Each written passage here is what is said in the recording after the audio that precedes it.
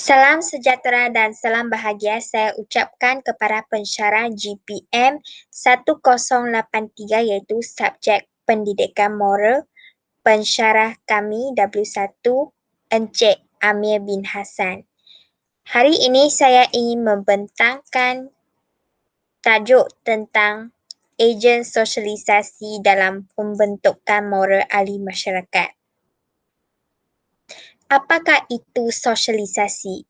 Menurut Abdullah Zdiq Omar pada tahun 2016, sosialisasi merupakan proses di mana seseorang individu mempelajari dan menerima nilai, sikap, kemahiran di sekeliling bagi membentuk personalitinya yang tersendiri untuk menjadi ahli masyarakat tersebut. Sosialisasi adalah proses seumur hidup. Tanpa sosialisasi, seseorang tidak dapat berinteraksi, bekerja sebagai satu kumpulan, ataupun melakukan kawalan diri. Sosialisasi bukan sahaja menolong seseorang memainkan peranan sosialnya dengan sempurna, tetapi secara keseluruhannya, ia juga boleh dikatakan sebagai alat untuk mengekalkan kumpulan dan masyarakat. Idea-idea, nilai-nilai dan pola-pola tingkah laku yang menyatukan masyarakat akan terus kekal walaupun alih-alihnya berganti. Sosialisasi boleh berlaku secara sedar ataupun tidak sedar. Walaupun kanak-kanak diajar secara langsung tentang cara-cara tingkah laku, sikap-sikap dan nilai-nilai yang baik di rumah dan di sekolah, tingkah laku, sikap dan nilai kumpulan dalam masyarakat yang lain secara tidak langsung juga akan dipelajari oleh kanak-kanak hasil daripada tingkah laku atau perbuatan orang dewasa di sekitarnya. Ramai ahli sosiologi berpendapat bahawa kita tidak dilahirkan sebagai manusia, tetapi kita menjadi manusia melalui proses sosialisasi ataupun proses interaksi sosial. Sosialisasi mengubah organisme biologikal kepada insan sosial. Melalui sosialisasilah seseorang belajar isi kandung kebudayaannya. Melalui sosialisasilah kebudayaan manusia dapat dipindahkan daripada satu generasi kepada generasi yang lain. Terdapatlah 4 tujuan proses sosialisasi. Yang pertama iaitu mengajar masyarakat tentang asas-asas kehidupan. Yang kedua iaitu menanamkan aspirasi-aspirasi masyarakat. Yang ketiga iaitu menyebarkan kemahiran-kemahiran yang penting dalam masyarakat. Dan keempat, mengajar masyarakat untuk memenuhi peranan-peranan sosial ataupun tanggungjawab individu. Apakah itu ejen sosialisasi? Selepas kami mengetahui sosialisasi dan tujuan proses sosialisasi, kita fokus kepada ejen sosialisasi. Ejen sosialisasi merupakan individu ataupun pihak yang mampu membentuk individu yang menghayati nilai-nilai moral. Terdapat 5 ejen sosialisasi, iaitu institusi keluarga, institusi pendidikan, masyarakat, institusi agama dan media massa. Ejen sosialisasi berperanan penting dalam pembentukan moral ahli masyarakat. Penglibatan berkesan ejen-ejen bersosialisasi dalam mendidik masyarakat dengan nilai-nilai murni menjamin keutuhan masyarakat. Baiklah, ejen sosialisasi yang saya pilih ialah institusi keluarga. Sebelum kita mengenal lingkungan lain, sudah tentunya kita dikenalkan pada lingkungan keluarga dulu. Keluarga sebagai langkah awal kita dalam mengenal sesuatu yang berhubungan dengan lingkungan sekitar.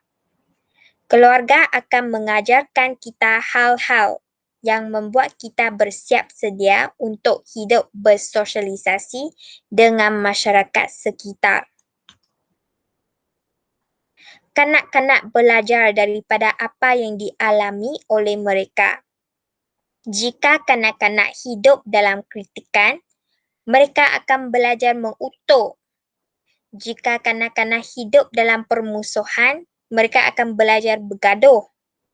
Jika kanak-kanak hidup dalam keaiban, mereka akan sentiasa berasa bersalah. Jika kanak-kanak hidup dengan sanjungan, mereka akan belajar menghargai. Jika kanak-kanak hidup dengan saksama, mereka akan belajar menjadi adil. Jika kanak-kanak hidup dengan kesejahteraan, mereka akan hidup menjadi setia. Jika kanak-kanak hidup dengan kebenaran, mereka akan belajar menghargai diri. Jika kanak-kanak hidup dengan persahabatan, mereka akan belajar kasih sayang. Bagaimana acuan, begitulah kuenya. Keluarga ialah ejen sosialisasi yang banyak mempengaruhi perkembangan anak-anak. Lazimnya ibu bapa akan mengajar anak-anaknya mengenai apa yang harus dilakukan dan apa yang harus dilarang. Anak-anak akan mempelajari kemahiran, sikap, norma dan nilai-nilai seperti kejujuran, amanah, rajin, bersih dan hormat menghormati daripada ibu bapanya. Kanak-kanak yang baru dilahirkan ibarat kain putih kerana mereka tidak tahu membezakan sesuatu perkara yang baik dan buruk. Justru personaliti yang dibentuk adalah bergantung kepada keluarganya, rakan sebayanya, sekolahnya dan unsur-unsur lain yang terdapat dalam alam sekitarnya. Terdapat 6 peranan institusi keluarga dalam pembentukan moral masyarakat. Yang pertama iaitu menjadi suri teladan kepada anak-anak. Yang kedua iaitu memberi didikan agama yang sempurna. Yang ketiga iaitu kawalan disiplin yang berpatutan. Yang keempat iaitu menjadi penasihat dan pembimbing anak-anak. Yang kelima iaitu mewujudkan peraturan keluarga.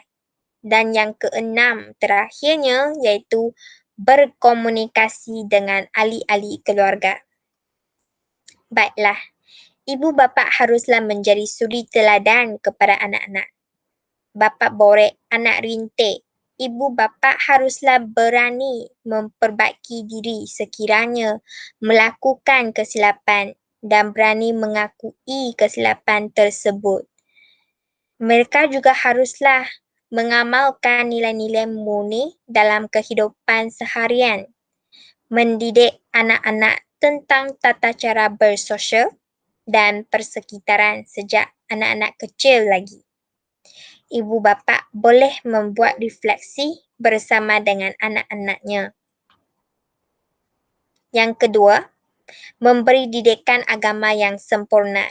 Ibu bapa haruslah memberikan didikan agama dan moral melalui cerita dan kisah sejak kecil lagi.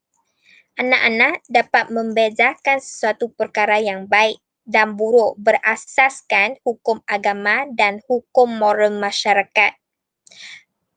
Dengan itu, anak-anak dapat menjauhkan diri daripada melakukan aktiviti yang tidak berfaedah.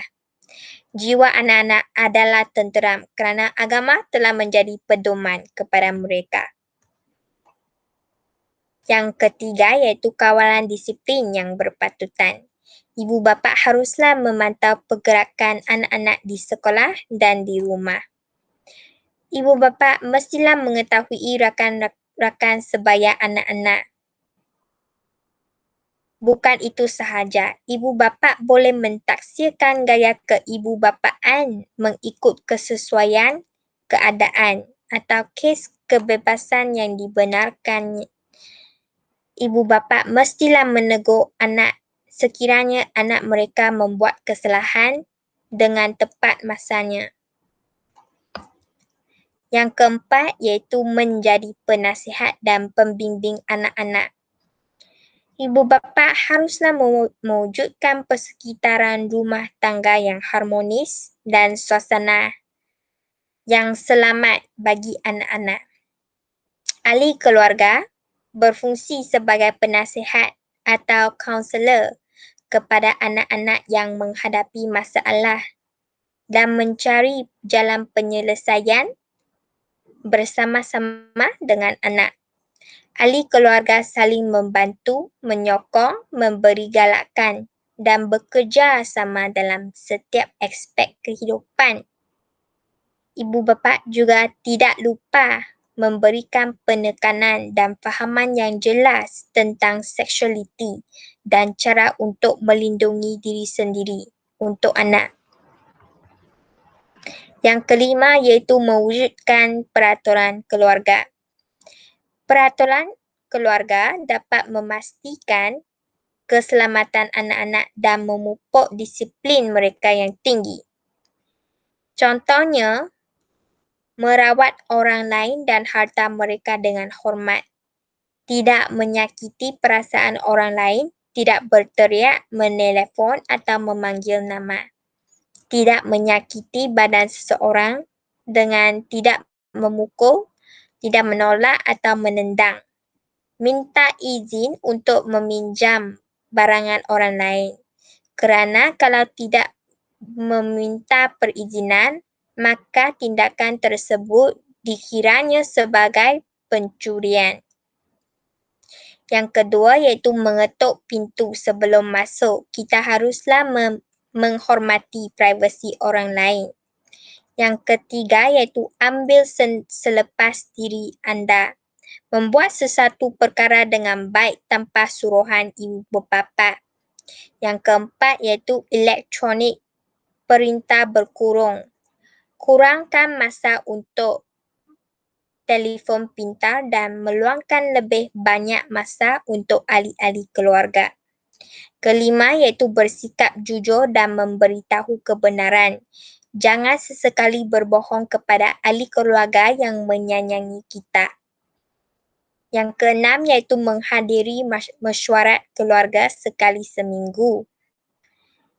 Yang ketujuh iaitu yang sangat penting, memaklumkan ibu bapa apabila keluar dan masa balik ke rumah.